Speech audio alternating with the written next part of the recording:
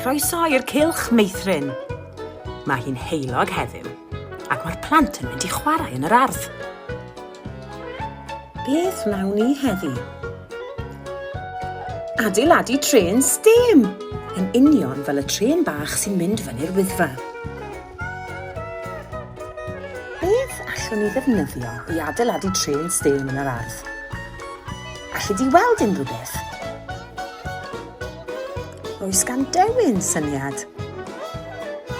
O, syniad gwych, Dewin!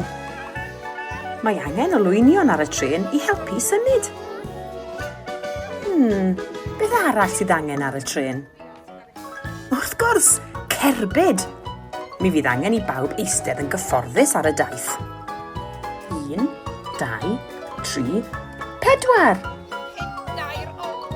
Rhoi olwynion ar yr ochrau, a'r tren yn rowlio'n rwydd.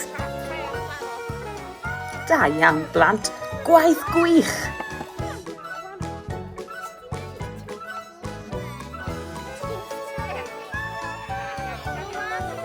Pawb ar y tren, ymlaen â ni!